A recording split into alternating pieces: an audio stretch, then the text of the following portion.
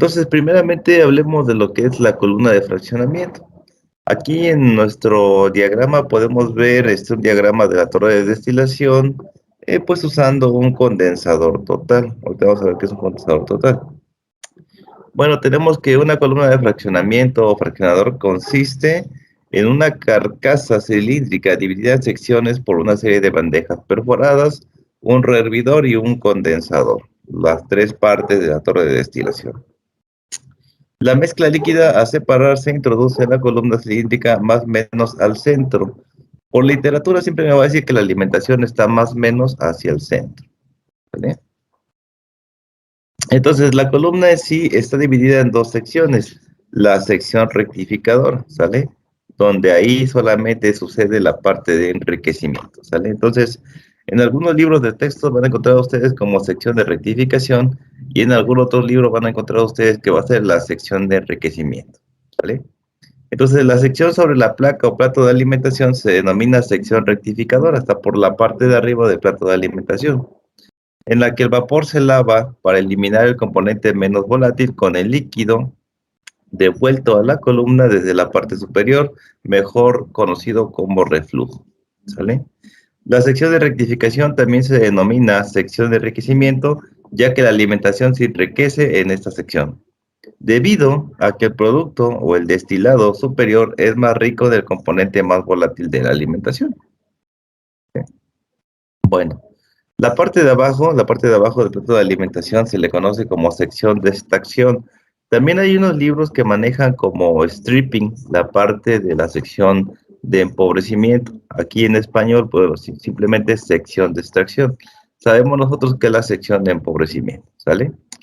¿Qué es esto? Bueno, la porción de abajo de la placa o plato de alimentación que incluye la placa de alimentación. Se denomina sección de extracción en la que el vapor ascendente separa el líquido del componente más volátil. Ojo aquí, y hay que poner mucha atención. Dice que se considera que el plato de alimentación se considera como una de las etapas de la sección de empobrecimiento. Entonces, mucho cuidado ahí. ¿Vale? Los platos perforados no son más que dispositivos de contacto gas-líquido en los que las corrientes gas, vapor y líquido se ponen en contacto íntimo para que ocurra la transferencia de masa. Ya saben que en los platos es donde se lleva el equilibrio líquido-vapor. Bueno, aquí tenemos otra vez el diagrama de la torre de destilación, donde les decía yo, aquí se está alimentando en el plato de alimentación. Entonces, por la parte de arriba se le va a llamar sección de enriquecimiento. Por la parte de abajo, incluyendo el plato de alimentación, lo conocemos como sección de empobrecimiento. Y bueno, en la parte de arriba tenemos el condensador, el destilado, el reflujo, la rectificación que se ve aquí. Luego también tenemos el calentador y el calentador simplemente va a calentar el líquido, lo va a evaporar y otra vez empieza el reflujo. Entonces los vapores se generan en un calentador, generalmente calentado por vapor, y se alimentan al fondo de la columna. El líquido extraído del fraccionador rico en el componente menos volátil se llama fondo o producto de fondo. El vapor que sale de la parte superior de la columna se alimenta a un condensador donde se elimina el calor latente con la ayuda de un refrigerante que circula a través del condensador. Una parte del líquido del condensado se devuelve a la columna como reflujo y la parte restante se retira como producto superior o simplemente como el destilado, ¿sale? Que es el que es más rico en el componente más volátil. Entonces, a medida que avanzamos por la columna, el vapor se vuelve más rico en el componente más volátil y a medida que avanzamos por la columna, el líquido se vuelve más y más rico en el componente menos volátil, ¿sale? Entonces, como el líquido está en su punto burbuja y el vapor está en su punto rocío, la temperatura es máxima en la parte inferior y mínima en la parte superior, ¿sí? Entonces vamos a ver aquí lo que sucede dentro de la torre de destilación. El plato N por lo general es el plato de alimentación, la zona de enriquecimiento y la zona de empobrecimiento.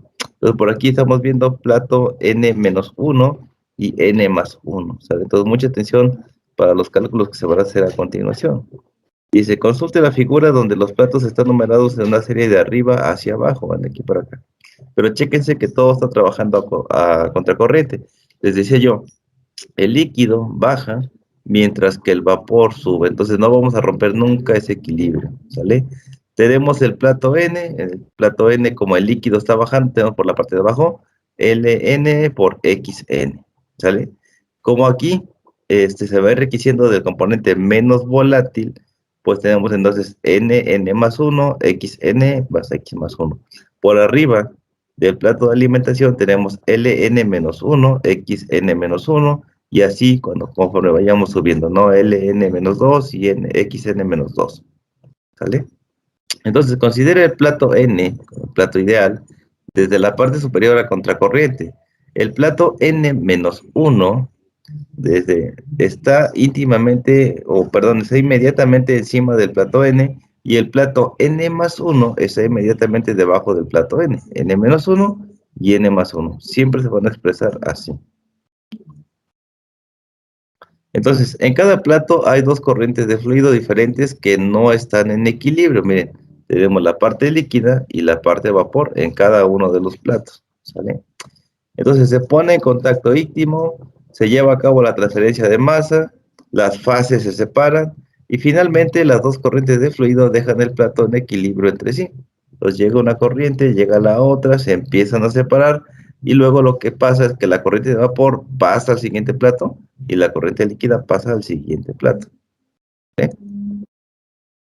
Entonces, lo tanto, el plato en consideración, el plato N, recibirá una corriente líquida de Ln-1 moles por hora. Esto es lo que está recibiendo el plato N. L-1 y Xn-1, ¿vale?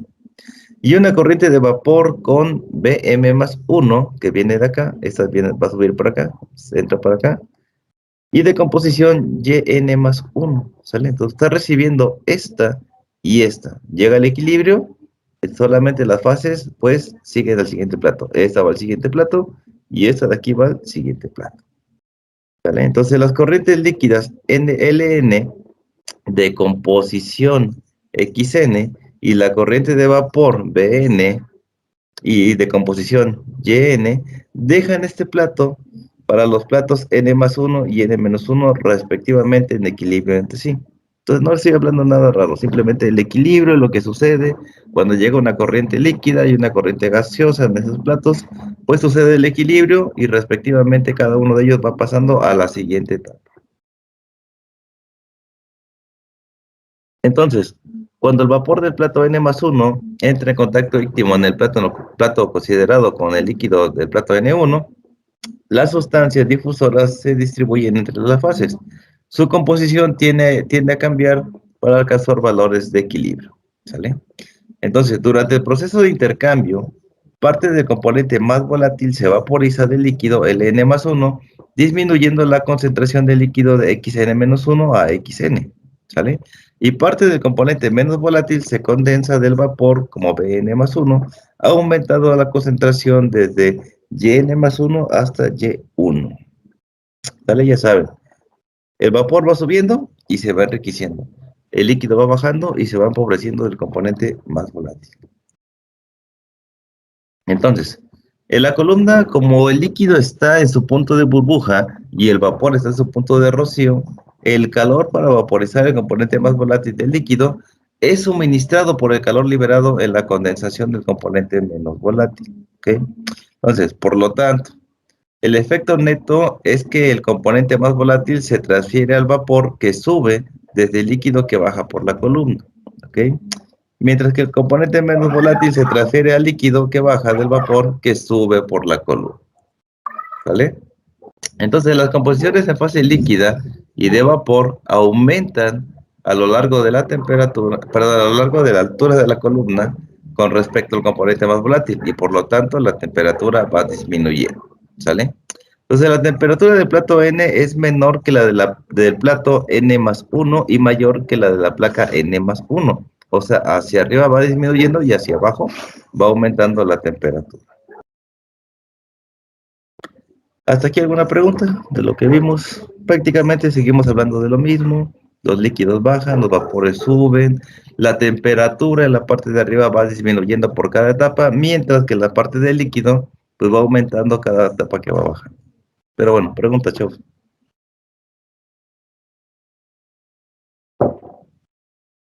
¿No hay preguntas? No. Creo que no. Bueno, ok, muy bien. Pues vamos a ver de lo que es el balance de materia de una torre de destilación. Algo que ustedes ya conocen de sus cursos previos de la materia como en sí, transferencia de materia. Dice, considera una columna alimentada con F moles de tiempo y F es la alimentación, ¿sale? De una mezcla líquida, con una fracción molar XF del componente más volátil, ¿ok? Aquí entra F con una fracción líquida de XF, ya está.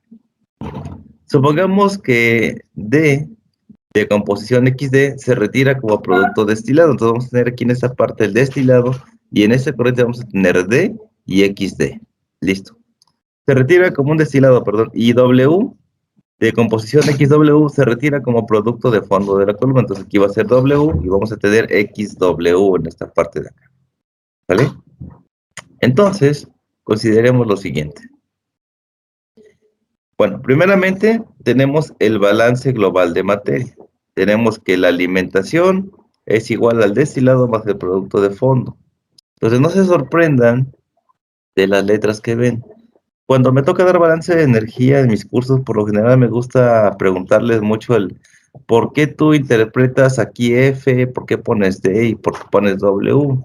Entonces, hay una razón por la cual se pone F, D y W. En este caso, F hace referencia a la palabra feed, alimentación. Distillate, que es el destilado. Y bueno, lógicamente aquí hay una palabra en inglés para desechos, se escribe wastes. Entonces, por eso es que se usa la W. En algunas literaturas y en algunos libros van ustedes a ver que tenemos bottom product o una B de burro, aquí una B grande. ¿Por qué esa B? Porque hace referencia a bottom product, o sea, producto de fondo. Entonces, no se espanten si ven un día W o si otro día ven una B mayúscula aquí, no pasa nada. Hace referencia a exactamente lo mismo, ¿sale? Entonces, el balance general tenemos que la alimentación es igual al destilado más el producto de fondo, los desechos, ¿sale? Entonces, el balance por componente, pues hace referencia siempre al componente más volátil. Eso se los debiera haber explicado en su clase de balance de masa, y yo creo que sí, hay muy buenos profesores. Entonces, cuando hacemos un balance por componente, pues es lo siguiente, decimos que A de la alimentación, A del destilado, más A del producto. ¿Qué quiere decir A? Que es el componente más volátil. Entonces, el componente más volátil en la alimentación es igual al componente más volátil en el destilado más el componente más volátil del producto de fondo. Entonces, analizando y haciendo un balance por componente, en este caso, un balance en el componente más volátil, ¿qué quiere decir? Que simplemente voy a usar la fracción en cada corriente del componente más volátil. Me voy a olvidar un poco de la fracción del componente menos volátil. Supongamos que tenemos una mezcla benceno-tolueno como lo vimos en clases anteriores. ¿Podrían decirme del benceno-tolueno cuál es el componente más volátil?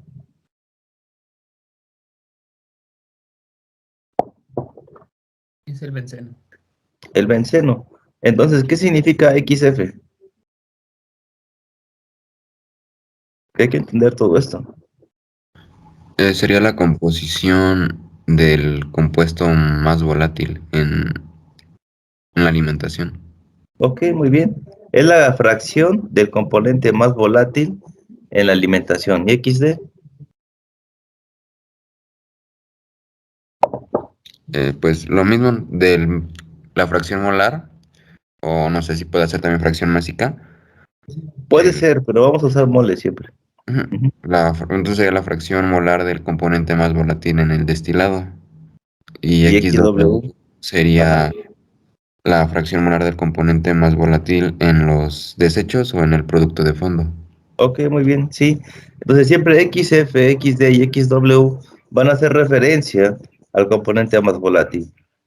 Y efectivamente, como dice Gerardo, ¿no? XF es la fracción del componente más volátil en la alimentación, XD es la fracción del componente más volátil en el destilado y XW es la fracción del componente más volátil en los residuos. Entonces, con esta ecuación es posible conocer la corriente de destilado y la corriente de desechos. Va a depender mucho, ¿no? ¿Qué necesitamos tener para calcular esas dos corrientes? Pues ya lo vimos en su curso de balance de masa, ¿no? Simplemente hacer unos despejes en función del destilado o en función de los desechos. Entonces, vamos a hacer lo siguiente. ¿Cómo lo hacíamos en balance de masa? Bueno, normalmente decíamos nosotros, suponemos que F es igual a D más W. Entonces, si yo quiero conocer cuánto vale W o la corriente de fondo, pues simplemente despejaba de la ecuación general y me quedaba que W es igual a F menos D. Y entonces, reemplazando del componente más volátil, pues lo único que hacemos es, esta es mi ecuación original, pero ya cambié el valor de W. W ahora es F menos D. Entonces tenemos la alimentación es igual al destilado por XD más W por XW, correcto. Ahora ya tengo esta expresión. Lo que voy a hacer es lo siguiente, voy a despejar esta ecuación para que me quede en función de una ecuación, ya sea de la corriente del destilado o de la corriente de fondos. Entonces lo que hago es lo de siempre, multiplico esta por esta y esta por esta. Ahí está, tengo esta expresión. Ahora esta de aquí la paso para acá, ya está. Y me queda solamente esta y esta. Entonces puedo factorizar tanto en esta expresión como en esta expresión. Entonces factorizamos acá y factorizamos acá. Y vamos a tener f que multiplica xf menos xw es igual a d por xd menos xw. Listo. Ahora, si yo despejo la variable que necesito conocer, en este caso el destilado, pues esto que está multiplicando lo paso dividiendo. Ya tengo que es la alimentación que multiplica xf menos xw dividida entre xd menos xw.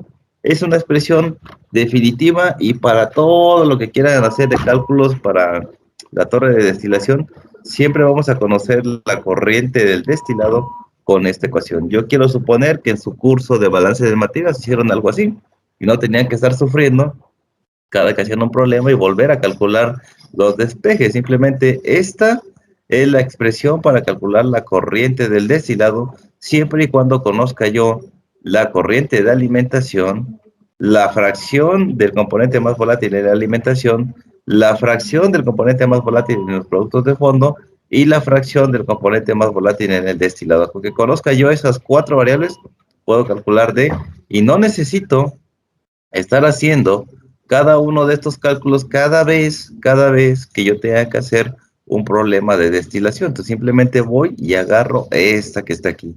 Ojo, en mi formulario ya tengo otras 2 ecuaciones, 3 ecuaciones más, ¿no?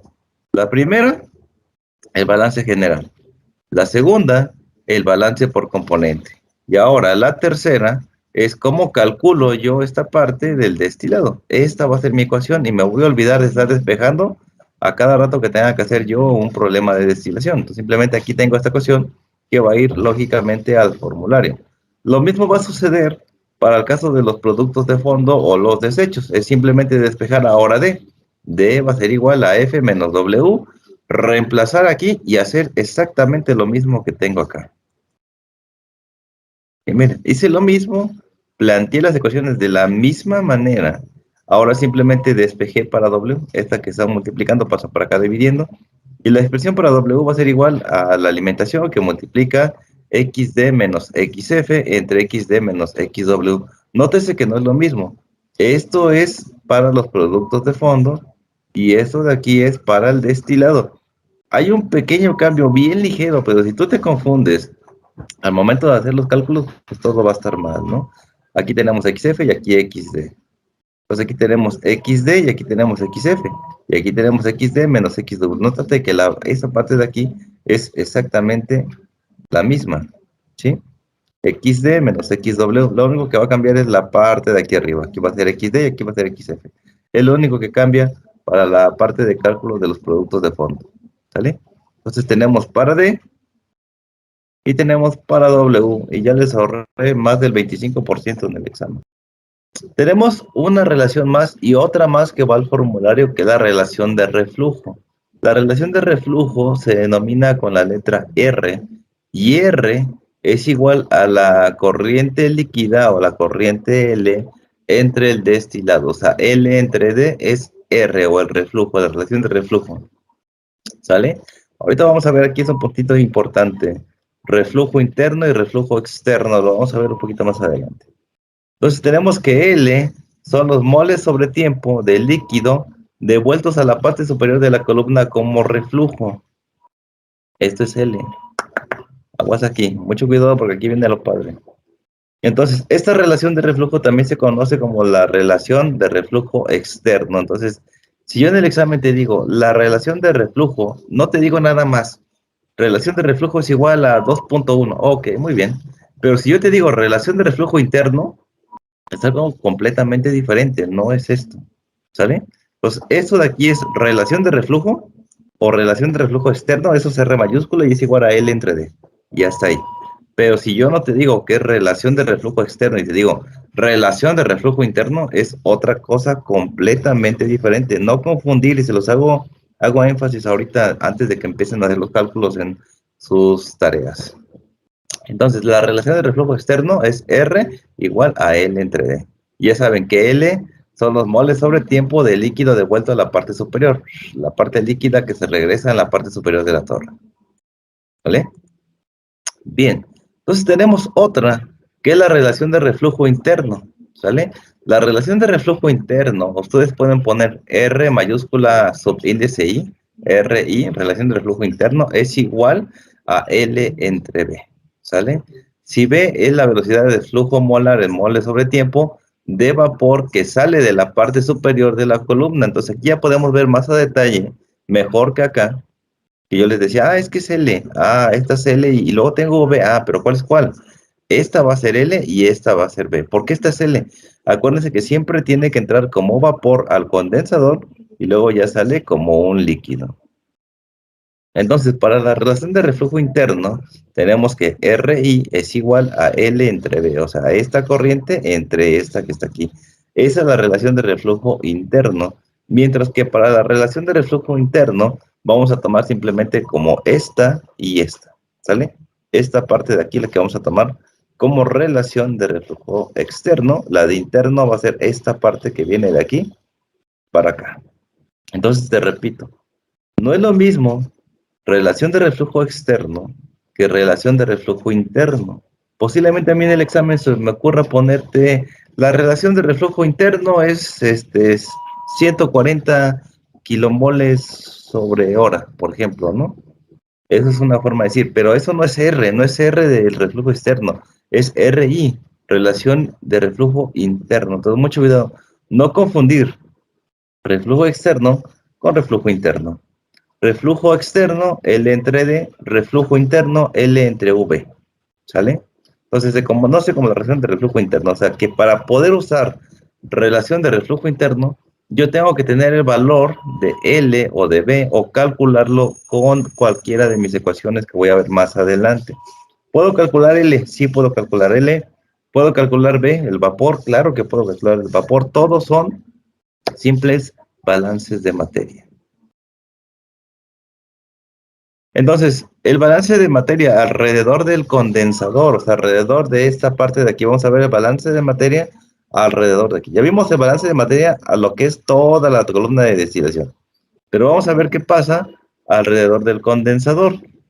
Y vamos a tener que la corriente de vapor va a ser igual a la corriente de líquido más el destilado. Yo lo puedo ver y decir, bueno, sí es correcto. ¿Por qué? Tengo solo una entrada y dos salidas, la corriente líquida y la corriente del destilado. Entonces, por lo tanto, L va a ser igual a la corriente de vapor menos la corriente del destilado. Y la corriente del destilado va a ser igual a la corriente de vapor menos la corriente líquida. Entonces, para hablar del balance global de materia sobre la figura, tenemos que el flujo de vapor al plato N va a ser igual al flujo líquido del plato N más el destilado retirado. O sea, esta misma ecuación. Bn más 1, aquí está el plato N, acuérdense que para arriba es este enriquecimiento y para abajo es empobrecimiento. Entonces tenemos Bn más 1, que es este que está aquí, es igual a Ln más la corriente del destilado, que es esta que tenemos acá. ¿Sale? Y este sería mi balance global. ¿Sale? Ahí está. Ahora, de manera similar a lo realizado, hacemos un balance con respecto al componente más volátil. Aquí, ojo, y no se me confundan porque es exactamente lo mismo, pero ojo aquí. Yo tengo vapor. Si tengo vapor, recuerden que cuando empezó el curso yo les hice mucha énfasis. X para el líquido, Y para el vapor. Entonces, si yo quiero conocer la fracción de vapor que hay aquí en la corriente de vapor, pues yo voy a decir B más YN más 1. Si aquí es BN más 1, la corriente de vapor va a ser YN más 1. Y listo, o simplemente Y. Lo pueden manejar así sin ningún problema. B que multiplica Y va a ser igual a Ln, que es este que está aquí. Acuérdense que entran en contacto, sale una parte que se va para la parte de arriba, que es el que se va a enriquecer, y sale una parte que va para abajo, que es la que se va a empobrecer. Entonces vamos a tener del otro lado Ln por Xn, o simplemente L por Xn. Eso es todo. Xn, ¿por qué? Porque pertenece al plato n, así de simple, ¿sale? Y luego más la corriente del destilado, que es D por la fracción del componente más volátil, XD. Ahí está. Entonces ya tengo mi balance general, o mi balance global, aquí está, y mi balance por componente, o por el componente más volátil, ¿sale? Ahí está. Esa es mi siguiente ecuación. Entonces, de esta ecuación, despejando la fracción de vapor, tenemos aquí, esta de aquí la voy a despejar, y esta de aquí va a pasar para acá dividiendo. Yn más 1 es igual a Ln por Xn más D por XD entre Bm más 1. Entonces, nada me impide a mí, matemáticamente hablando y algebraicamente hablando, decir que esta de aquí está dividida entre esta y esta de aquí está dividida entre esta. Y entonces yo voy a tener la siguiente expresión. Yn más 1 va a ser igual a Ln por Xn entre Bn más 1 más D por XD entre Bm más 1. Entonces, si te das cuenta aquí, te mencionaba la clase anterior, que si tú te sabías la ecuación de la línea, con eso podías resolver todos los problemas que tenían que ver con destilación. Entonces, si yo veo aquí y pongo atención, esa es la ecuación de la línea. Y es igual a mx más b, donde Ln entre Bn más 1 es la pendiente de esta línea, ¿sale? Y esta de aquí es la ordenada al origen. Entonces tenemos una ecuación de la línea que calculamos en base al balance de masa alrededor del condensador, ¿sale? Aquí está. Entonces, arreglando la ecuación y tomando en cuenta que Bn más 1 es igual a Ln más D. ¿De dónde salió esto? Es mi ecuación global. Mi ecuación global es esta que tengo acá. Entonces, ahora, en esta ecuación que yo tengo aquí, puedo sustituir Bn más 1 por Ln más D. La puedo sustituir aquí, aquí y aquí. Y por lo tanto me va a quedar esta ecuación. Es esta misma, solamente digo Ln más D, perdón, es igual a Ln entre Ln más D por Xn más D por XD entre Ln más D. Es la misma ecuación, simplemente reemplacé este valor por este valor en cada una de ellas, porque valen lo mismo. Entonces nos dimos cuenta que llegamos a una ecuación de una línea recta, ¿sabe? Entonces, ojo aquí y bien importante, ¿qué vamos a hacer acá? Cuando hablemos de la parte de sección de enriquecimiento, yo voy a poner también esta ecuación que está aquí, esta que está aquí, en mi formulario. Voy a olvidarme de esta, simplemente Yn más 1 va a ser igual a todo esto que está aquí. Y voy a poner una primera intención para la sección de enriquecimiento con esta ecuación. Esta ecuación de aquí es igual a esto de acá. La voy a poner en mi formulario porque el profe me dijo, porque en algún momento posiblemente la tenga yo que ocupar. Y entonces, como segunda intención, para la ecuación de enriquecimiento voy a poner también esta. Esta de aquí es igual a esto de acá. Yo tengo dos ecuaciones para la sección de enriquecimiento, ¿sale? Entonces tengo la primera y la segunda. Yo las pondría las dos en mi formulario, pero ustedes hagan lo que quieran. Son libres de poner lo que quieran en su formulario. Entonces, continuando con esto, sustituí esto de acá por este valor y bueno, ya obtuve una ecuación simplificada para la sección de enriquecimiento. Ya está. Ahora voy a hacer una situación o una serie de cálculos para poder simplificar aún más esta ecuación. Entonces, recordamos que la relación de reflujo externo es igual a L entre D o Ln entre D. Da lo mismo, ¿sale? Si dividimos la parte de arriba y la parte de abajo de la ecuación entre D, vamos a tener lo siguiente. Aquí en ningún momento estoy afectando la ecuación. Miren, estoy dividiendo la parte de arriba de esta expresión, aquí, disculpen. Esta de aquí la divido entre D y esta de aquí la divido entre D. Esta la divido entre D y esta la divido entre D. Es lo único que hice. Okay, miren, si yo factorizara esta expresión aquí, yo diría Ln por 1 entre D, ¿sale? Aquí abajo también diría yo Ln más D por 1 entre D. Entonces, si factorizo, tengo 1 entre D y 1 entre D, y luego hago la regla de sándwich, medios con medios y extremos con extremos, va a quedarme D entre D. Y D entre D es 1. Entonces, todo un número multiplicado por 1 no altera la ecuación. Entonces, en ningún momento estoy alterando la ecuación. Por lo tanto, yo puedo representar esto de esta manera. Obviamente no lo puedo dejar como una ecuación 3. Lo que tengo que decir es que, mira, L entre D es R. Entonces, primero ponemos L entre D, eso va a ser R. Y luego yo sé que este está dividido entre este y este entre este, entonces L entre D es R. D entre D me da 1. Entonces, esta parte de aquí se vuelve R entre R más 1 por XN. Ahí está. Luego, más D entre D es 1 y me queda solamente XD. Y luego L entre D me va a quedar R. D entre D me va a quedar 1. Y aquí tenemos la tercera ecuación y la que vamos a estar trabajando más generalmente para la sección de enriquecimiento. Esta va a ser la ecuación base para muchos problemas, siempre y cuando conozcamos el valor de reflujo externo. Si yo no conozco el valor de reflujo externo, no puedo ocupar esta ecuación, pero podría ocupar las dos anteriores que ya vimos, ¿sale? Y entonces, esta ecuación se conoce como la ecuación de la sección de enriquecimiento, o sea, la parte de arriba del plato N, y con eso estaríamos conociendo esa línea recta de la sección de enriquecimiento, ¿sale? Les digo otra vez, esto es una línea recta, Y es igual a MX más B, ¿vale? La pendiente en este caso sería R entre R más 1 de la línea que vamos a dibujar a continuación. Bueno, ahí están las tres ecuaciones para la sección de enriquecimiento. Esta también debería de ir al formulario. Esta no, pero esta sí. ¿Vale? Entonces, ahora, haciendo un balance de materia alrededor del reboiler o del hervidor o del calentador, pues tenemos lo siguiente, ¿no? Tenemos la alimentación líquida al plato M más 1 es igual a la alimentación de vapor en el plato M más 1 más el producto retirado. O sea, LM va a ser igual a BM más 1 más W. ¿Por qué ponemos LM y no ponemos LN?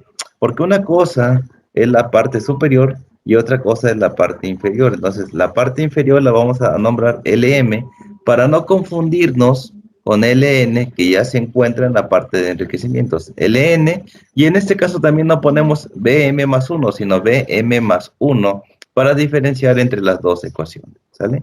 Entonces, L va a ser igual, que es esta que tenemos aquí, L, que es la que entra aquí el reboiler, a BM más 1, que es la que va a regresar aquí, más W, W es la que sale, ¿sale? Entonces, ahí tenemos las dos corrientes, ¿sale?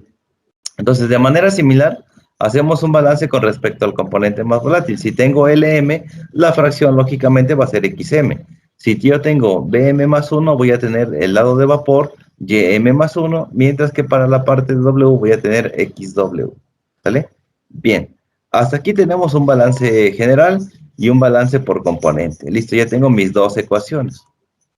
Ahora vamos a hacer lo siguiente. Entonces, realizando o linealizando la ecuación como lo vimos, ¿qué hicimos aquí? Lo mismo que hice en la sección de enriquecimiento. Miren, despejé Y de esta ecuación, discúlpenme. Despejé Y. Hay que despejar esta de aquí. Entonces, esta que está sumando pasa restando y esta que está multiplicando pasa dividiendo. Fue lo único que hice. Voy a calcular Y para tener otra vez otra ecuación de la línea. Pero ahora, para la parte de empobrecimiento. Miren, ahí está. Fue lo que hicimos. Ahora, separo esta con esta y esta de aquí con esta. Me queda de esta manera. LM entre BM más 1 por XM menos W por XW entre BM más 1. Y recordando que BM más 1 es igual a LM menos W. ¿De dónde apareció esto? Pues de la ecuación general. De ahí despejé BM y me queda esta expresión. Ahora, esta de aquí la voy a sustituir aquí, aquí y aquí. ¿Vale? Y me va a quedar la siguiente ecuación. YM más 1 o simplemente Y es igual a LM entre LM menos W por XM menos W por XW entre LM menos W. Y esta ecuación es la ecuación de la sección de empobrecimiento. Aquí no vamos a poner ninguna que tenga que ver con R's, porque aquí no tenemos ni relación de reflujo interno ni externo. Entonces simplemente se queda la ecuación de esta manera. Y esta ecuación tiene que ir al formulario como la ecuación de la sección de empobrecimiento, donde la pendiente es LM entre LM menos W. Bueno, ya tenemos otra ecuación más que debe de ir a nuestro formulario, ¿vale? Bien, ya tenemos todos los balances alrededor de la torre, ya tenemos la sección de enriquecimiento, ya tenemos la sección de empobrecimiento. Hay algo importante que debemos trabajar, y es que desde el principio empezamos a decir que tenemos una corriente de alimentación. Pues como tenemos una corriente de alimentación, también tenemos que tener una línea para la parte de alimentación. Entonces, antes de llegar a la línea Q, vamos a hablar de lo que es un condensador parcial. Hace un momento estuvimos haciendo cálculos o todo lo que se hizo hace un momento correspondía a un condensador total. Entonces, vamos a ver, déjenme ver si tengo aquí la imagen del condensador total. Lo que estuvimos viendo ahorita, todas las líneas y todo esto, va a ser igual tanto para condensador total como para condensador parcial. Pero en el condensador parcial hay un if, hay un qué pasa, qué condiciones hay por condensador parcial. Entonces también aquí me va a servir bastante mostrar esta imagen, porque miren, en algunos libros, algunos autores, y va a depender, digo, es que hay muchos libros de destilación, hay muchos libros de procesos, donde por ejemplo aquí tenemos que es la alimentación, sigue siendo la misma, pero aquí en vez de usar XF usan ZF. Entonces, no se confundan, todo es completamente lo mismo, simplemente que ellos aquí están haciendo a la parte de alimentación ZF, miren, aquí tienen XD, y también aquí tienen B, tienen B y XB, lo que les decía, en algunos autores ponen productos de fondo, en vez de W ponen B y XB, y mira, aquí también nos trabajando con ZF, pero no te preocupes, es exactamente lo mismo que acabamos de ver. Entonces tú dedícate y ve solamente el procedimiento que yo te he dado para este curso. Ya después, si tú quieres agarrar y poner otra nomenclatura en tus apuntes, bueno, ya es cosa tuya. Pero para el curso van a ser siempre las que yo te mostré anteriormente, ¿sale? Bueno, si te das cuenta, aquí me dice, mira, etapa 1, 2, 3, 4, 5, 6, 7, 8, 9, 10, 11, 12, 13, y me dice etapa 14. ¿Qué pasa aquí? Cuando nosotros usamos el método McCafty, él me dice que es el número de platos teóricos menos 1 porque se considera al calentador como una etapa. Y entonces calculamos nosotros para condensador total, ojo, para condensador total, calculamos el número total de etapas y restamos 1, una etapa, cuando es el condensador total. Pero cuando se trata de condensador parcial, para no hacerte el cuento largo, se restan 2 etapas, ¿sí? Entonces, ojo, cuando el problema diga, tenemos un condensador parcial, entonces yo ya sé que mis cálculos van a ser exactamente los mismos, solo que a la hora de definir las etapas teóricas voy a restar 2 etapas. ¿Por qué? Porque tengo considerado el condensador parcial. Cuando me digan condensador total o cuando no me digan nada, voy a hacer referencia a un condensador total y simplemente restar una etapa. Pero cuando me digan específicamente condensador parcial, te van a restar 2 etapas. Entonces, mucho cuidado con eso. Entonces, vamos a ver. Dice condensador parcial. El condensador parcial o condensador total probablemente se usa más comúnmente. Sí, el total es el más común. Aunque no me diga nada del problema, si el problema no me dice nada de los condensadores, yo voy a considerar que es un condensador total. ¿Sale? Entonces, pero en los casos en los que el producto superior se desea con mayor vapor, o sea, hay más cantidad de vapor, o donde la condensación de todo el vapor sería difícil, se usa un condensador parcial. ¿Sale? Cuando el componente liminar, ¿sí? Como el destilado, tiene un punto de ebullición muy bajo, entonces la condensación completa es difícil, ¿sí? Cuando el componente liminar, o sea, el componente más volátil, tiene un punto de ebullición muy bajo, es muy difícil hacer esta separación. Entonces, en estos casos, parte del vapor superior se condensa para proporcionar el reflujo requerido y el resto del vapor superior se elimina como un destilado, ¿vale? Entonces, con un condensador parcial, el destilado se elimina en estado de vapor. Aquí, cuando estoy hablando de un condensador parcial, el destilado no lo voy a sacar como líquido, solo como un vapor, ojo con eso. Cuando se proporciona suficiente tiempo de contacto entre el reflujo del líquido y el producto de vapor, estas dos corrientes dejan el condensador en equilibrio entre sí y por lo tanto el condensador parcial actúa como una etapa teórica para la separación. Es decir, el condensador parcial es igual a una etapa adicional para enriquecimiento en la unidad de destilado. O sea, le está agregando una etapa más, no a la zona de empobrecimiento, sino a la parte de enriquecimiento, porque estamos hablando sobre esta parte. Como estamos trabajando aquí, estamos incrementando el vapor y todo eso, pues lo que pasa aquí es que se incrementa una etapa más. No quiere decir que esa etapa se va a meter a la torre, no, no, no, no. En mi cálculo matemático me incrementa una etapa más. Entonces, para poder hacer mi cálculo real y conocer el número de etapas reales en la columna, que es lo que me interesa, tengo que restar 2 etapas para decir, mira, si aquí eran 12, realmente dentro de la columna hay 10 etapas. ¿Por qué? Porque se está considerando tanto el condensador como el reboiler como una etapa más y esas no son ciertas. Entonces, para decir, ¿cuántas hay aquí? Hay 10 etapas. Ok, perfecto. Si fueran 12 en el caso, ¿no? Entonces, eso es lo que pasa con el condensador parcial, ¿sí? Entonces, esto es cierto normalmente porque el condensador parcial está representado en el triángulo del diagrama XY. Ahorita vamos a ver el triángulo del diagrama XY. Deje que XC sea la composición de reflujo líquido, perdón, X siempre es el líquido, y Y sea la composición del destilado retirado. Acuérdense que X es el líquido, Y siempre es el vapor. Entonces dice, esto es cierto porque el condensador parcial está representado por el triángulo XD. ¿Cuál es el triángulo XD? Lo vamos a ver aquí, este triangulito que está acá, ¿sale? Entonces, para la parte del condensador total, nosotros vamos a tener esta línea de acá. Este triangulito me representa una etapa. Pero, ¿qué va a pasar en el punto del condensador parcial? Pues, en vez de tener esta, vamos a tener una más aquí, ¿sí? Que es la que vemos acá. Y vamos a considerar una etapa más. Por eso te digo, nada más se le va a restar uno. O sea, te vas a entender un poquito más ya que veamos un problema. Pero bueno, estos son los triangulitos que está haciendo mención. Ya no te echo todo el choro para no aburrirte. Simplemente lo que haces es, desde el punto aquí, ese es el punto destilado. La fracción del componente más volátil en el destilado lo voy a marcar aquí. Justo en este punto lo que se hace es trazar una línea hasta la curva de equilibrio donde tope voy a bajar hacia la parte de abajo, pero sobre la línea que estoy trabajando. En este caso sería la línea de enriquecimiento. Entonces, cuando lo hacemos a mano o en nuestra hoja de milimétrica, lo que hacemos es ubico el punto XD dentro de mi diagrama de equilibrio. Busco este punto, esta es la línea de 45 grados, por eso dice que Y es igual a X, aquí está. Y lo que hacemos es trazar una línea hasta acá con mi reglita, hasta la curva de equilibrio, donde toque bajo, pero voy a bajar en este caso a la línea de enriquecimiento, no la de 45, sino la de enriquecimiento. Ahí está. Y entonces te digo, eso es lo que se va haciendo y se van trazando más etapas hasta que cambiamos de línea. En este caso, como es un condensador parcial, va a ser exactamente lo mismo, solamente que me va a aparecer una etapa antes aquí, una etapa antes. Y eso es todo. De ahí en fuera el cálculo sigue siendo exactamente el mismo. Y bueno, les decía yo, el cálculo es el mismo.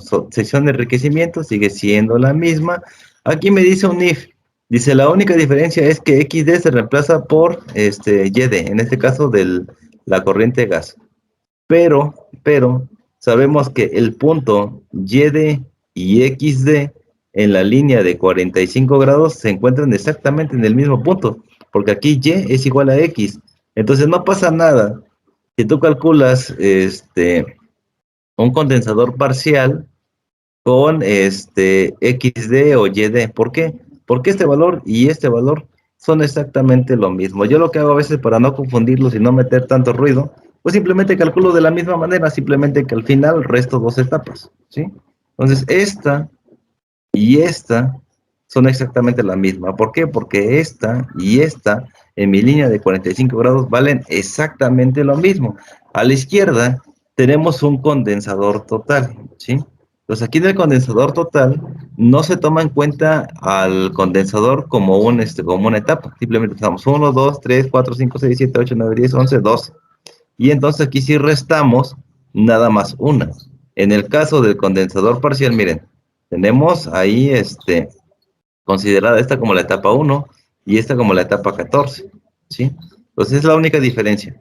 Para cuando usamos condensador parcial restamos dos etapas y cuando usemos la parte del condensador total solamente vamos a restar una etapa. Eso es todo lo que tenemos que saber. Y miren, aquí hace referencia a lo mismo. Ya esto se lo voy a dejar para que ustedes lo vean en su archivo PDF que les voy a dar, pero Yo exactamente... tengo una duda. Sí, dime. Esa gráfica es con la que las presiones que vimos la clase pasada de sacar. Con las presiones, sí. Esta gráfica es la gráfica de la XY, X contra Y. El diagrama de equilibrio, ¿te acuerdas? Donde graficábamos la línea de 45 grados. ¿Sí? Entonces sí, posiblemente te dé las presiones y tú calcules con Antoine los valores de X y Y. Esta es la gráfica XY. Sale aquí, ya no veo presiones ni nada. Aquí ya tengo mi gráfico XY. Posiblemente el problema me dio XY, no me dio presiones, nada más gráfico. El diagrama de equilibrio y eso es todo. Este es el diagrama de equilibrio. Pues esto ya de aquí lo dejo aquí para ya no volver a echar más choro. Prácticamente lo que les dije es así de simple, ¿no? Lo mismo acá. pues bueno, decimos que quitamos una, quitamos 2 etapas teóricas, bueno, eso es todo lo que tenemos que hacer. Mira, aquí me dice, si yo tengo n más 2, ¿qué pasaría si tuviera yo 10 etapas en mi cálculo? Pues como es condensador parcial, yo le tengo que restar 2 etapas y me van a quedar solamente 8 etapas teóricas. Pero bueno, esto es teoría, vamos a verlo mejor en un problemita ahorita más adelante. Entonces, existen muchos métodos para calcular lo que son las etapas en la torre de destilación. Por lo general se manejan 3, no sé si hay ahorita otros más como tal, pero son 3. El más común es el método de McCabe y Thiel, el otro es el del Ponchon-Savarit, y hay otro que es el de Lewis y Soriel, ¿no? Son 3 métodos comunes, donde el más utilizado es el McCabe-Thiel. El Ponchon-Savarit hace referencia al cálculo de entalpías, si se hace cálculo de etapas en base a entalpías, un poquito más complejo, pero pues es válido, da los mismos resultados que el método McCabe-Thiel, pero en base a entalpías. Entonces, vamos a usar el método más fácil porque no me daría todo el curso explicar los 3 métodos. Sí sé cómo se hace. Son unos más complicados que otros, pero bueno, el temario solamente me maneja uno, ¿no? Entonces, método McCabe-Thiel, te digo, hay que ver destilación multicomponente, eso incluye azeótropos, y estar viendo todos esos temas, créanme que no acabaríamos. Entonces, vamos a ver el más común, que es el método McCabe-Thiel. Dice, análisis de columnas de fraccionamiento o columnas de destilación. Como verán ustedes, no son pequeñitas, son gigantes estas torres de destilación. Dentro de ellas se encuentran todas las etapitas que hemos calculado. Por eso es importante conocer el número de etapas. En primera instancia, etapas teóricas. En segunda instancia, etapas reales, y eso va a tener que ver con diseño y la eficiencia del plato. Vamos a ver una embarradita de la parte de etapas reales, pero nuestro curso en sí nos dice que calculemos etapas teóricas, pero siempre hay que ir unos pasitos más adelante para que ustedes sigan investigando. Entonces dice las etapas, platos teóricos, ideales, requeridas, para un grado de separación dado o especificado pueden obtenerse mediante los 3 métodos que yo les mencioné, el método McCabe y Thiel, el método de Lewis y Sorel, el método de Ponchon y Savarit. Entonces son 3 métodos completamente diferentes. Te digo, el de Ponchon-Savarit hace referencia a entalpías, el de método de Lewis Sorel es muy parecido al McCabe-Thiel, solamente que es un poquito diferente la manera de que señala las etapas, pero realmente es exactamente lo mismo. Entonces, el método McCabe-Thiel dice es un procedimiento gráfico para obtener los platos teóricos requeridos para lograr un grado específico de separación. Las suposiciones hechas en este método son calor molar constante de vaporización, sin pérdida de calor y sin calor de mezcla. Todo eso se tiene que suponer para que nosotros podamos hacer un cálculo por el método McCabe-Thiel. Entonces, ¿cuáles son? Que el calor molar sea constante, ¿sale? De vaporización. Que no haya pérdida de calor y tampoco haya calor al momento de hacer las mezclas. Aunque sabemos que esto no va a pasar, siempre ocurren estas cosas, pero suponemos que no están pasando para poder hacer el cálculo. Entonces, para la sección de enriquecimiento tenemos la ecuación que ya vimos anteriormente, y para la sección de empobrecimiento tenemos la sección que ya vimos anteriormente. Entonces, tenemos 2 ecuaciones de la línea para la sección de enriquecimiento y empobrecimiento en la torre de destilación. Entonces, el procedimiento paso a paso para obtener los platos teóricos va a ser mucho choro, y van a ver que al momento de hacer los cálculos es sumamente fácil. Pero vamos a ver qué dice esta parte de aquí. Dice, a realizar balances de materia globales y por componente evalúo los términos D, W y L. ¿Sí? Ya vimos cómo hacemos D y W. Con R puedo calcular L y entre otras cosas, ¿no? Pero bueno, ya tenemos ecuaciones para D, para W y para L. ¿Sale? Dibuje la curva de equilibrio. Eso es lo primero que tenemos que hacer. Dibujar la curva de equilibrio, que es el diagrama XY. ¿Sale? Si se da la volatilidad relativa, pues genere valores de XY. Ya les decía yo, en algunos casos no te dan valores de X y Y, te dan volatilidad relativa. Ya les di unas ecuaciones para calcular X o para calcular Y, según sea el caso. Cuando me dan volatilidad relativa, yo voy a proponer valores de X o valores de Y. Por lo general, siempre proponemos los de X, pero si tú quieres proponer los de Y, no pasa nada. ¿Vale? Bien. Tercer punto dice, dibuje la línea de operación de la sección de enriquecimiento a través de un punto, en el punto P, el que ustedes quieran, P, donde XD es YD, o en la línea de 45 grados, donde XD y YD valen exactamente lo mismo, ¿sale? Y tiene una pendiente, o una ordenada al origen de XD entre R más 1. Esta es la parte de enriquecimiento. Acuérdense que Y es L entre R más 1 por XN, y bueno, así es, ¿vale? Bien. Como punto número 4 dice, dibuje la línea de operación de la sección de empobrecimiento a través de un punto, el punto M. Ustedes pueden llamar a sus puntos como ustedes quieran, ¿sale? En la diagonal con una pendiente o la ordenada al origen, que va a ser aquí, en este caso, la pendiente LM entre LM menos W, ¿sale? Y comenzamos desde el punto que está marcado de referencia en la tabla, ¿sí? Aquí van a ver letritas de A, tal. Ahorita lo vamos a ver con un problema para decirte qué punto es cada uno de ellos, ¿sale? Entonces deje caer una vertical desde el punto A para encontrar una línea de operación en el punto 1. Ahorita vemos. Paso número 6. Proceda de esta manera, es decir, construyendo triángulos que representan las etapas entre la curva de equilibrio y la línea de operación de la sección enriquecida, hasta que estemos por encima del punto de intersección de las dos líneas operativas. ¿Okay?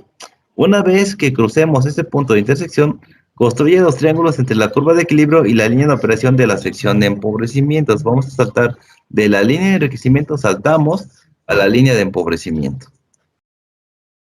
Entonces, proceda de la misma manera hasta que alcancemos exactamente o cubramos el punto M, ¿sale? Cuenta los triángulos construidos entre XD y XW, siempre mi limitante va a ser XW.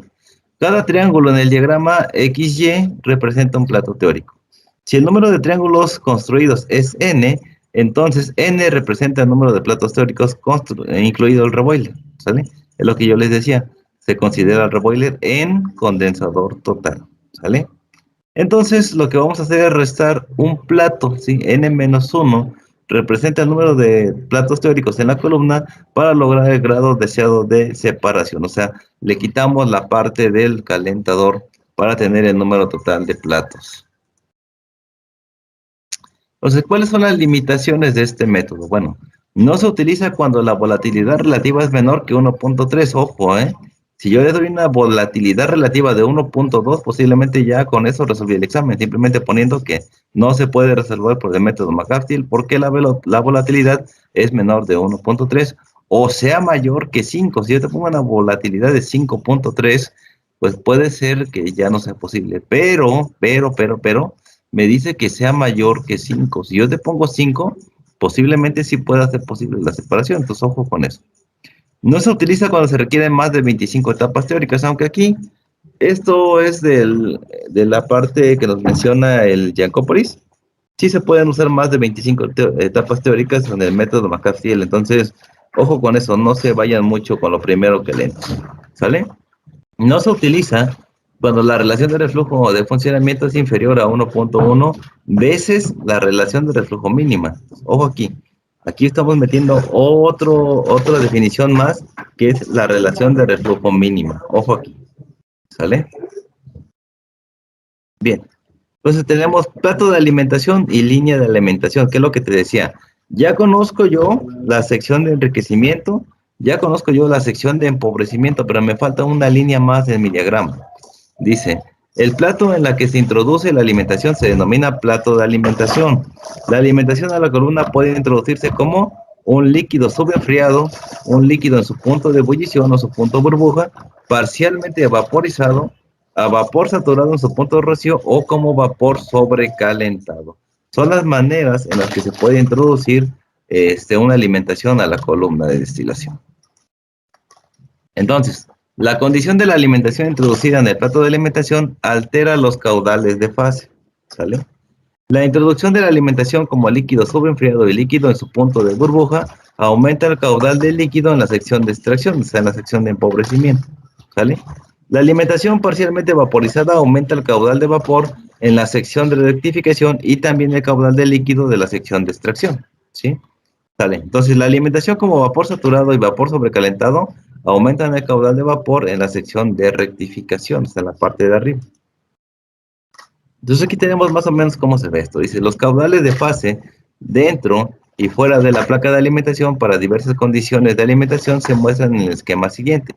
Tenemos aquí cuando se alimenta un líquido subenfriado. Miren, se alimenta por la parte de arriba del plato de alimentación. ¿Sale? Y también cuando tenemos líquido saturado, de la misma manera, por la parte de arriba del líquido, por el plato de alimentación, ¿sale? Ahí está. Bien, aquí tenemos más, cuando la alimentación es parcialmente vaporizada, bueno, presenta este esquema. Cuando la alimentación es vapor saturado, presenta este otro esquema. Y cuando la alimentación es vapor sobrecalentado, presenta estos esquemas que son un poquito diferentes. Por eso me dice que mueve un poquito los caudales dependiendo el tipo de alimentación que nosotros estemos trabajando. ¿Vale? Entonces aquí, nada más déjenme hacer una pequeña aclaración, porque de repente a lo mejor en el curso ven que yo uso LM, posiblemente van a ver que uso una L y una pestañita, o ven una pestañita, o simplemente para decir cuáles son las similitudes con las ecuaciones que hemos visto anteriormente, pues la L con la rayita arriba es igual a LM.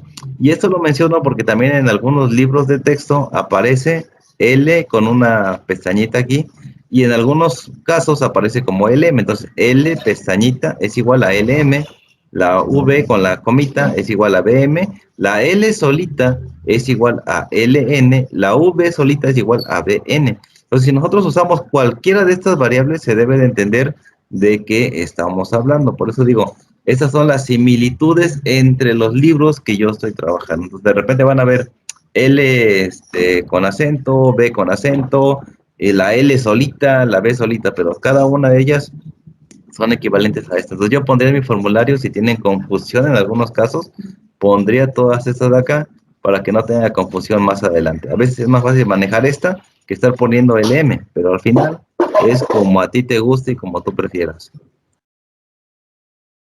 Entonces, los caudales de fase se muestran en función del hecho de que el líquido de la columna siempre está en su punto burbuja y el vapor siempre está en su punto rocío. Eso lo vimos en los diagramas temperatura versus concentración, que les decía yo que eran importantes conocer en la materia de termodinámica química.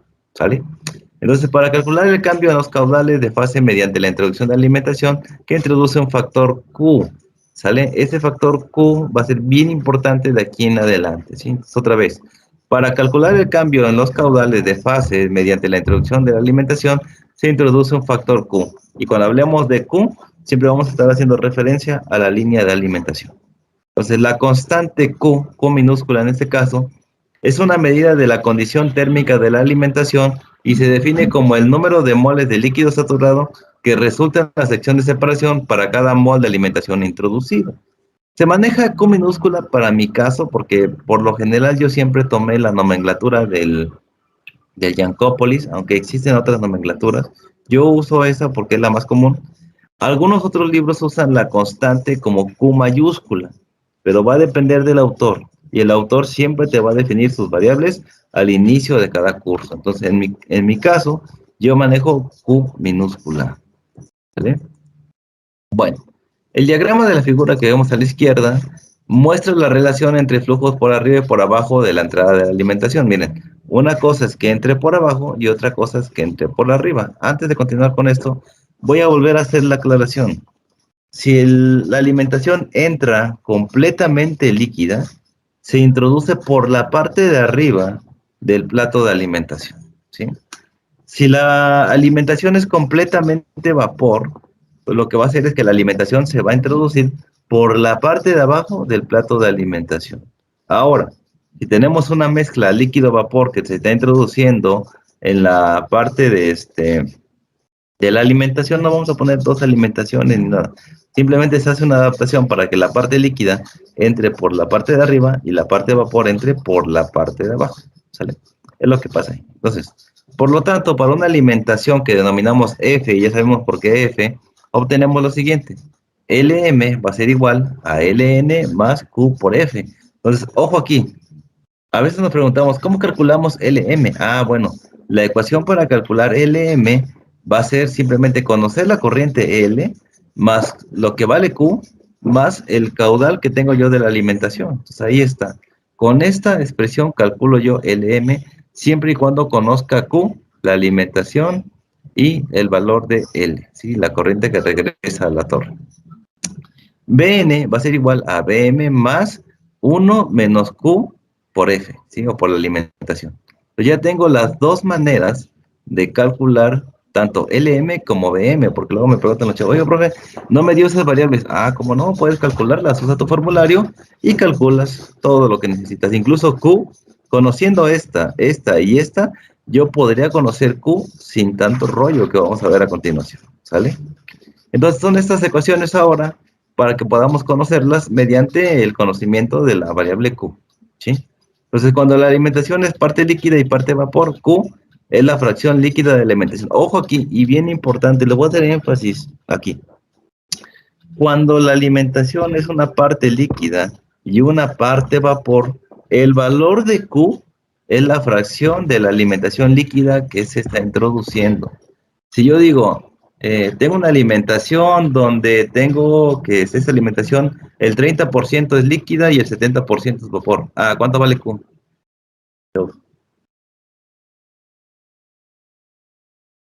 El 30%. El 30% 0.3, ¿no? Entonces Q vale 0.3. Y si ya tengo el valor de Q, ya no tengo que hacer ningún cálculo adicional. Pero si ustedes quieren hacer los cálculos adicionales, pues bueno, está bien. En algunos casos no te voy a decir si la alimentación es líquida, vapor o líquido-vapor. Simplemente te voy a decir los datos y tú tienes que calcular Q.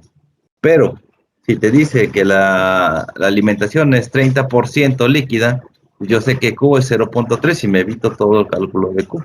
Pero si no, hay que calcularlo. Entonces, los valores de Q para diversas condiciones térmicas de la alimentación son los siguientes. Cuando yo tengo que es un líquido subenfriado lo que estoy introduciendo, el valor de Q siempre va a ser mayor a 1, ¿sale? Si la alimentación es líquido saturado o líquido en su punto de burbuja, simplemente el valor de Q es 1. Y ojo, y hay que leer mucho, y esto yo lo pondré en mi formulario también.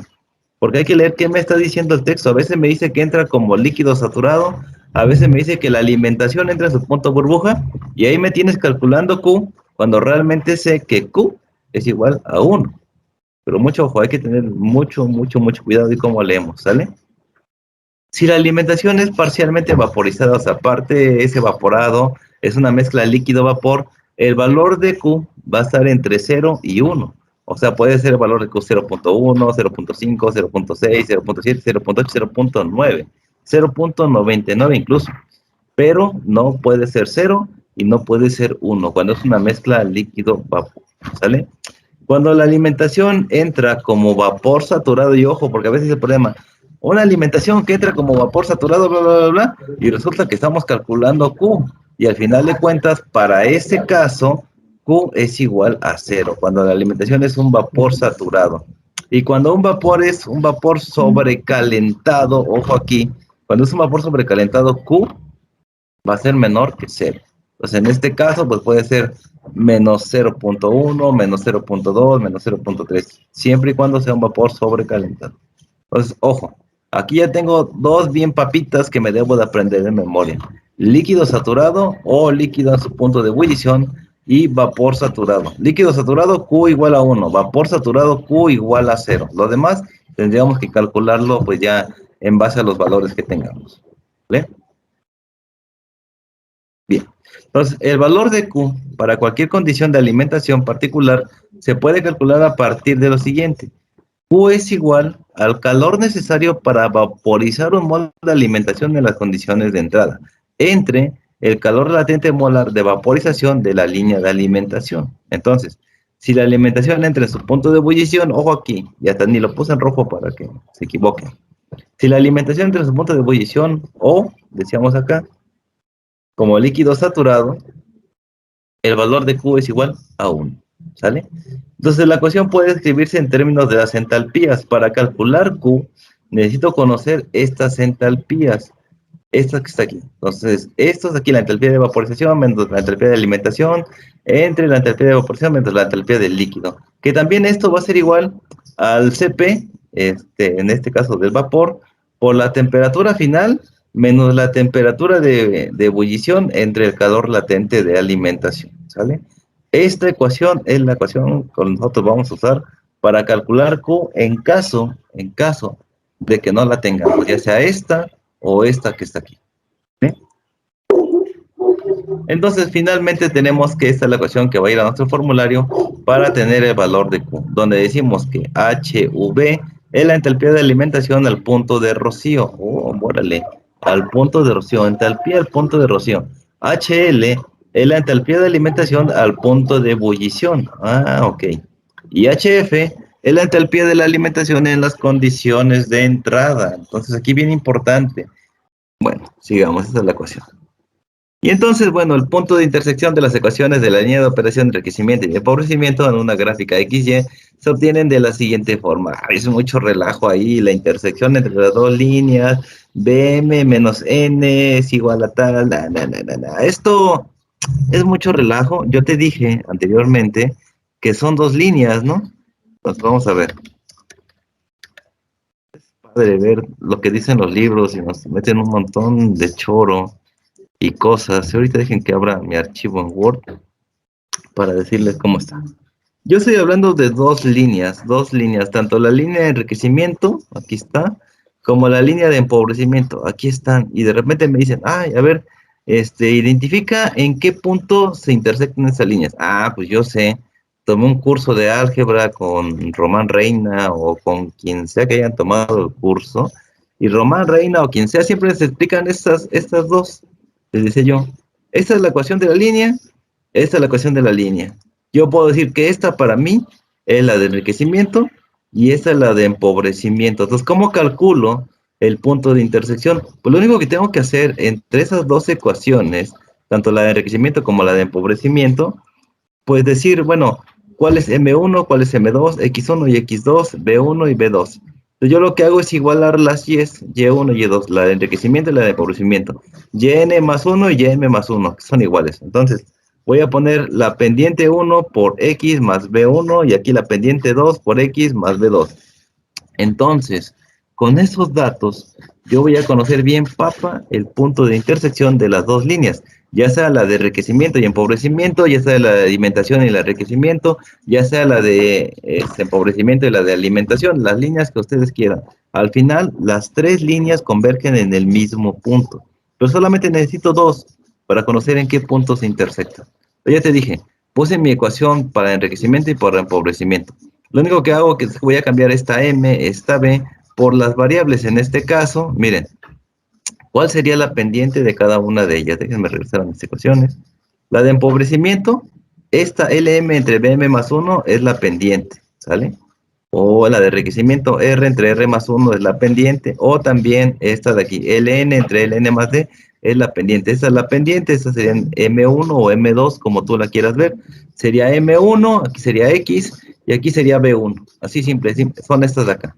Y aquí igual, sería M2 en este caso, X y B2, con su signo negativo en este caso. No se olviden de que es negativo, tiene que ser negativo en este caso. Y entonces lo que hacemos acá simplemente es sustituir esos valores aquí, en esta parte. ¿Cuál es M, cuál es B? Sustituyo los valores, lo que hago aquí, ya igualé las dos ecuaciones y despejo X. Los voy a tener B2 menos B1 entre M1 menos M2. Y de esta manera voy a encontrar el punto donde se intersectan estas líneas. Entonces yo pondría en mi formulario, si ustedes quieren poner como yo lo puse aquí, yo lo pongo aquí en son de explicarles a ustedes cómo funciona. Disculpen ahí que el Word de repente se confunde y me pone esa línea arriba, pero bueno, la pongo así para que me entiendas de dónde salió esta que está aquí. Que esto es álgebra, ya lo deberías de saber, pero siempre asumimos que lo saben y terminan reprobando porque no se acuerdan, ¿no? Entonces la ecuación que yo pondría y la importante para encontrar el punto de intersección es esta que está aquí. ¿Cuál es B2 y cuál es B1? Pues bueno, depende cuál digas tú que sea la ecuación 1 y cuál sea la ecuación 2 de enriquecimiento y empobrecimiento. Entonces en este caso yo digo, la ordenada al origen de empobrecimiento menos la ordenada en origen de la línea de enriquecimiento. La pendiente de la línea de enriquecimiento menos la pendiente de la línea de empobrecimiento. Y listo. Ya sé cuánto vale X. Cuando conozca ese valor, en ese punto se intersectan las dos líneas y problema resuelto. No tengo que hacer nada más. Y esto simplemente es álgebra. ¿Qué necesito para resolver problemas de destilación? Conocer la ecuación de la línea. Y eso es todo. Listo. Y entonces así es como yo puedo conocer la línea de intersección. ¿Sale? Entonces, regresando acá. Si nosotros queremos conocer la línea de enriquecimiento, perdón, de alimentación, pues simplemente vamos a acudir a esta ecuación. Es lo mismo que hemos estado haciendo anteriormente también. Esta es la pendiente, esta es X y esta es B. Listo. Pues yo puedo relacionar cualquiera de las tres líneas con dos datos, ya sea la de enriquecimiento y empobrecimiento, ya sea la de empobrecimiento y la de alimentación y la de enriquecimiento, y con eso puedo calcular en qué punto se intersectan las tres líneas. Pero bueno, la ecuación de alimentación es la que vemos acá. Y es igual a Q entre Q menos 1 por X menos XF. Aquí es XF, es la alimentación, entre Q menos 1. Y esta sería la ecuación. Ojo aquí, porque ya dije que en algún punto el valor de Q es 1. Sí, vapor saturado o vapor en su punto de ebullición o alimentación en su punto de ebullición, bla, bla, bla. Si Q vale 1, aquí tenemos un problema para el cálculo. Yo digo 1 entre 1 menos 1, 1 menos 1 es 0, y todo número dividido entre 0, ¿cuánto es? 0. Incorrecto, señor, reprobado. Bueno, infinito. Indeterminado. Nunca un número multiplicado entre 0 es 0. No, 0 entre cualquier número es 0, pero 1 entre 0 es un número indeterminado. Entonces, mucho ojo ahí. Hay unos trucos que se manejan aquí para poder hacer el cálculo sin que eso me dé 0. Podemos poner 1.000000001 y eso, si lo redondeamos prácticamente, es 1. En la parte matemática, ¿sale? Porque en la parte real ese indeterminado sí sucede dentro de la torre. Pero entonces tendríamos que poner un pequeño truquillo ahí para que nos dé el valor de Q como 1, ¿sale? Ya si fuera 0, bueno, es otra cosa. Si Q fuera 0, pues 0 entre 0 menos 1 va a ser menos 1. 0 dividido entre menos 1, pues es 0. Ahí sí no habría ningún problema, ¿sale? Pero sí en el caso de que un número entre 0 es un indeterminado, ¿sale? Pues mucho ojo con eso, chicos. ¿Ok? Bien, ya tenemos entonces, déjenme decirles acá, que tenemos la tercera ecuación ahora para la tercera línea que vamos a ocupar en el método McCafferty. Sí, esta es la tercera línea que vamos a necesitar. Y bueno, ya aquí la pendiente sabemos que es Q entre Q menos 1, ya lo saben. Si de acuerdo a ciertas circunstancias, Q es mayor a 1, menor a 1, bueno, ahí está. No pasa nada, son condiciones que se van a ver más adelante. Bien, y aquí tenemos pues de manera gráfica cómo se ven esto, ¿no? Aquí le puse líquido frío, es un error mío, es líquido subenfriado, que es esta parte de aquí, el valor de A, que es acá, cuando Q es igual a 1. Ojo, otra manera de decir que en el problema es que entre como líquido subenfriado. Entra como líquido subenfriado a la torre, tal, y resulta que Q es igual a 1, y no tengo que hacer nada más. Líquido saturado, perdón, esta es A, es esta de acá, perdón, disculpen, A, cuando es líquido subenfriado, es mayor a 1, cuando es líquido saturado, Q es igual a 1, cuando es parcialmente saturado, que es esta parte de aquí, que está entre 0 y 1, cuando es vapor saturado completamente es 0, y cuando es vapor sobrecalentado va a estar siempre menor a 0, ¿sale? Ahí está, esta parte de aquí. Y bueno, esta línea se las voy a enseñar ya con un problema a trazarlas, también a trazar esta de aquí, la de enriquecimiento y la de empobrecimiento, y vamos a empezar a trabajar y van a empezar ustedes a resolver sus problemas. Entonces aquí puse una nota, dice, un número conveniente para localizar la línea de operación de empobrecimiento consiste en graficar primero la línea de operación y enriquecimiento, ¿sale? Entonces primero graficamos la línea de alimentación, que es la línea Q, y la línea de enriquecimiento, y después solamente trazamos desde XW hasta el punto donde se unieron esas dos líneas, otra línea más, y esa va a ser la línea de empobrecimiento. Así de fácil. Lo vamos a ver de dos formas, viéndolo en Excel y viéndolo cómo lo harían ustedes a mano en una hoja milimétrica. Entonces, aquí los errores típicos del método McCafferty. Por lo general, aquí tenemos la línea de empobrecimiento que va a ir de aquí hasta este punto, ¿sale? Y luego tenemos la de empobrecimiento que va a ir de aquí hasta un punto determinado donde sea. Pum, ya está. Entonces, el punto de intersección es este que está aquí. Pero a veces nosotros se nos ocurre no borrar exactamente la línea hasta el punto de intersección y dejamos marcada un pedazo de línea. Y empezamos a dibujar nuestras etapas de aquí para acá, de aquí para acá, de aquí para acá. Y de aquí saltamos a la de empobrecimiento. Y resulta que este salto que estoy haciendo aquí debió haberse hecho desde aquí, o sea, borrar esta línea hasta este punto. el punto de intersección. Y entonces esta de aquí debió haber bajado para acá hasta la línea de empobrecimiento y de ahí seguir trazando las etapas o los platos. ¿Sale? Entonces es un error típico. Entonces hay que borrar esto de aquí y no cometer estos errores e irnos a la manera correcta. Justo donde está el punto de intersección, bajamos ahora a la de empobrecimiento y de ahí seguimos trazando los platos hasta XW. Nótese algo bien importante que estamos viendo acá. Dijimos que las etapas van a ir desde XD hasta XW. Estos puntos que estoy marcando aquí sobre la línea de 45 grados, y por lo cual es importante esa línea de 45 grados, es tener en cuenta los puntos XD, XF y XW. Los voy a marcar sobre mi línea de 45 grados. Ya está.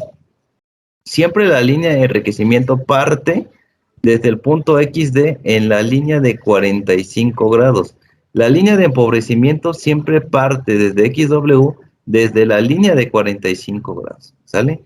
Y el punto XF es este que está aquí, y a partir de aquí se empieza a trazar la línea de enriquecimiento. Entonces parte desde XF hasta la intersección de empobrecimiento y enriquecimiento. Hasta ahí parte en esa línea. Por eso es importante marcarlas. Aunque ya, ya ustedes más avanzados no necesitan ponerlas, en un principio sí hay que ponerlas de referencia. Entonces empezamos a trazar los platos, pum, pum, pum, pum, pum, pum, pum, cada uno de ellos, hasta aquí enriquecimiento, y de ahí voy a saltar ahora a la de empobrecimiento, pum, pum, pum, pum, aquí está. Ahora, la literatura dice, los platos desde XD hasta XW, o sea, hasta este punto, y me dicen aquí, profe, ¿sabe qué? Aquí se pasó. Ah, se pasó, sí, pero en la realidad yo no puedo usar un cuarto de plato, tienen que ser platos completos, no puedo usar pedacitos de plato. Por lo tanto, no importa si aquí me pasé, lo que tengo que hacer es representar una etapa completa y pum. Ya no voy a trazar más porque aquí ya superé el XW. En algunos casos, las etapas sí quedan exactamente en XW. Pero si queda una etapa aquí en XW, bueno, no pasa nada, ya no traces más porque ya estás en XW. Pero si no, por ejemplo, aquí ya no llegó esta etapa en XW, entonces tengo que trazar una etapa completa, aunque pase XW y marcarla como tal. Acuérdense, no puedo usar pedacitos de plato, son platos enteros. Entonces eso me lleva a generar otro plato. Y entonces el conteo del número de etapas siempre es de la parte de arriba hacia la parte de abajo. Y tenemos 1, 2, 3, 4, 5, 6, 7, 8 etapas. Tengo 8 etapas. Pero el método McCaff-Thiel a condensador total me dice que tengo que restar una etapa. Entonces voy a tener 8 menos 1. El número de etapas teóricas van a ser simplemente 7.